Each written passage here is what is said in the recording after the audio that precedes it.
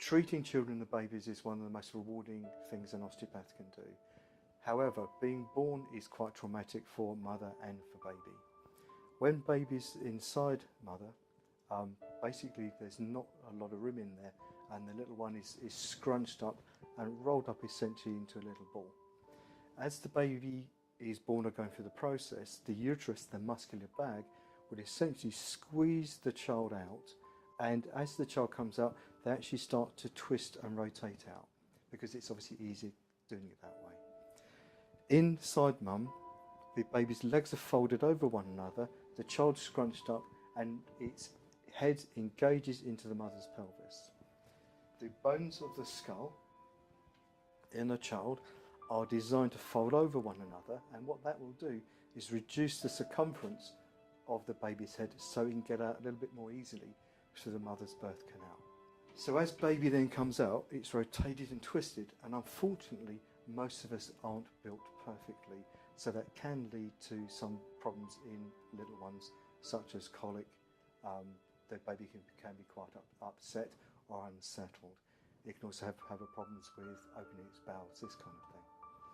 As cranial osteopaths, what we would do is actually take those strain patterns out of the child very, very gently, very, very safely, and I would personally do it the following way.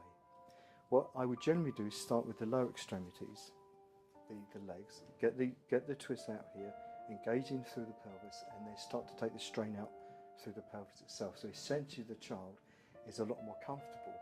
What mum or dad will then see is a child that will feel and look a little bit longer and a lot more relaxed when it lies down. What we would then do is go up through the body itself, up through the shoulders and the arms, and eventually then into and through the head. Obviously I wouldn't pick up a child this way with treatment table, as it were. The reason I would do it that way is because babies are very, very focused on their heads. A lot of their organs and their sense organs are very focused around in the head, so they tend to live in this area of their bodies.